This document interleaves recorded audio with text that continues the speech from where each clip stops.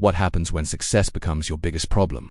Dubai International Airport welcomed over 92 million travelers last year, making it the busiest international gateway on the planet. Yet behind this triumph lies an extraordinary crisis that threatens the city's entire economic foundation. Emirates and Flydubai have collectively ordered more than 800 brand new aircraft, representing one of the largest fleet commitments in aviation history. There's just one catch that changes everything. Their home airport has completely run out of space. This isn't a story about building another terminal or adding extra gates. Dubai faces something far more dramatic, a $35 billion bet that will completely reshape how we think about airport infrastructure. Dubai International operates at the absolute edge of its physical capabilities every single day. The facility manages roughly 65 aircraft movements each hour during peak periods, pushing its 2 parallel runways to maximum saturation. Highways border one side, residential neighborhoods press against another, and dense urban development surrounds the remaining areas. There's literally nowhere left to expand, no land available for additional runways, and no possibility of building significant new terminal space. The mathematics of this constraint paint a stark picture for Dubai's future ambitions. Emirates alone expects delivery of over 300 wide-body aircraft over the coming years, including 270 Boeing 777X planes and 60 Airbus A350-9s. Flydubai signed commitments at the 2025 Dubai Air Show for up to 400 aircraft, including Airbus and Boeing narrowbodies, if all options are exercised. These massive aircraft need gates, ground handling facilities, maintenance hangars, and most critically, runway capacity that simply doesn't exist at the current location. The crisis isn't approaching, it has already arrived.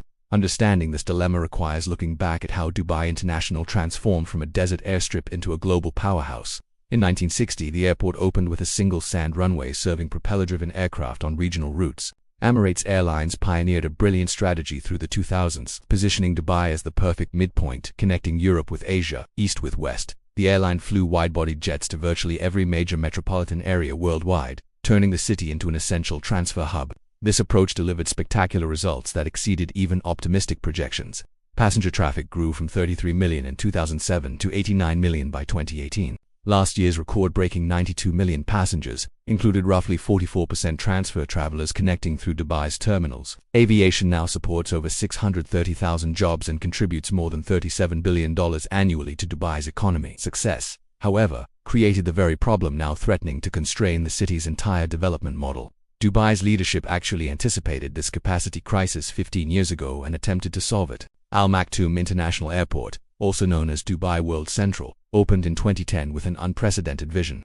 The master plan called for 5 parallel runways, 400 aircraft gates, terminal complexes spanning roughly 70 square kilometers, and ultimate capacity reaching 260 million passengers annually. By every conceivable measure, it would become the largest airport ever constructed.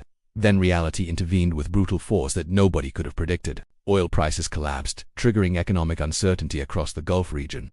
The global financial crisis slowed international travel growth significantly. COVID-19 delivered the final blow, causing worldwide aviation to collapse virtually overnight. Suddenly, Dubai International's existing footprint seemed sufficient for foreseeable demand. Construction at the new facility slowed dramatically, Emirates postponed its relocation indefinitely, and the grand vision faded into background conversations about distant future possibilities. Something fundamental shifted over the past several years that forced Dubai to confront its airport dilemma once again.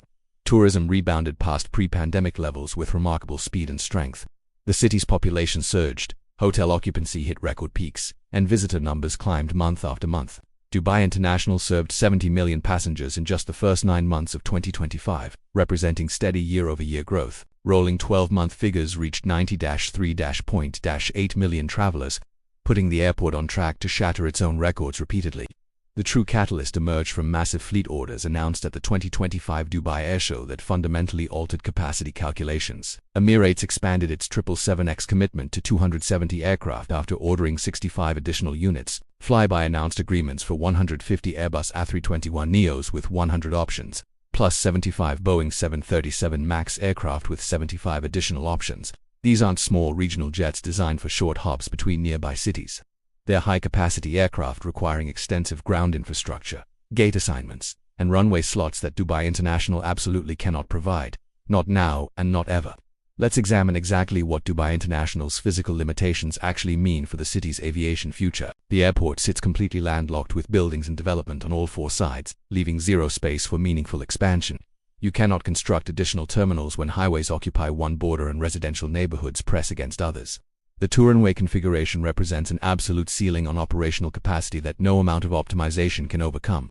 Airlines can improve taxi speeds, accelerate gate turnarounds, and streamline ground operations, but none of these measures create additional runway capacity for takeoffs and landings. Adding terminal buildings doesn't solve runway bottlenecks when aircraft have nowhere to land or depart from. Emirates and Flydubai need substantial room for fleet growth over the next 3 decades. Dubai International cannot deliver this expansion under any circumstances. The cost of maintaining current constraints: lost tourism revenue, diminished competitive advantage. Constrained economic growth vastly exceeds the investment required to build a completely new facility. Dubai World Central offers advantages that completely transform the capacity equation for Emirates and Flydubai. The master plan includes 5 parallel runways capable of handling 100 simultaneous flight operations at any given moment. 4 aircraft can approach the airfield simultaneously, enabling unprecedented throughput that dwarfs current operations. As a greenfield development site, designers face no compromises from existing infrastructure, no constraints from surrounding development, and total freedom to optimize every aspect of passenger flow and aircraft movement. The economic analysis supporting this $35 billion investment tells a compelling story about Dubai's future. If current airport constraints limit aviation growth, tourism revenue declines, transit passengers shift to competing hubs in Doha and Istanbul, and Aerotropolis loses its competitive positioning. The project benefits from phased government funding, airline investments including Aerotropolis' $10 to $12 billion commitment, and international financing like the United Kingdom's $3.5 billion expression of interest announced in November. The transition will unfold strategically across 3 major phases designed to minimize disruption while maximizing long-term operational efficiency. Relocating an entire aviation ecosystem of this magnitude requires extraordinary precision and strategic planning across multiple phases. Flydubai moves first during the late 2020s, transitioning narrow-body operations ahead of Emirates' wide-body fleet.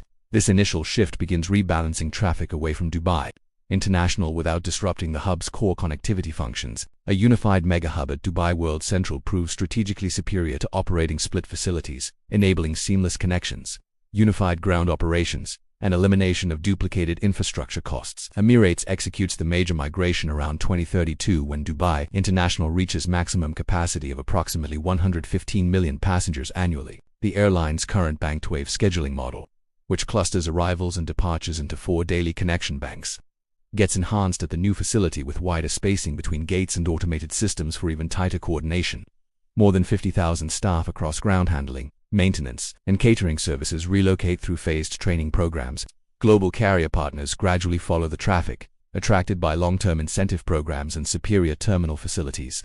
Dubai World Central represents far more than just another airport project on a larger scale. The facility anchors Dubai South, a planned aerotropolis spanning 140 square kilometers that integrates logistics hubs, trade zones, residential districts, and business centers into one cohesive multimodal development. The airport's design maximizes non-aeronautical revenue streams including retail, real estate, and logistics operations, projected to generate 60% of total income. Cargo capacity targeting 12 million tons annually positions Dubai as a re-export powerhouse for e-commerce growth and time-sensitive freight corridors. Environmental considerations are woven throughout the design, including dedicated sustainable aviation fuel infrastructure and efficient taxiing routes, projected to reduce ground fuel consumption by 20%. Dubai International won't disappear completely after the transition, potentially serving as a premium secondary facility for business aviation and regional flights. Regional competitors including Saudi Arabia's vision for 150 million annual visitors and Qatar's established Hamad International create urgency around this timeline. Dubai's entire economic model depends on maintaining the world's most powerful aviation hub, and World Central represents the only path forward capable of delivering that competitive advantage.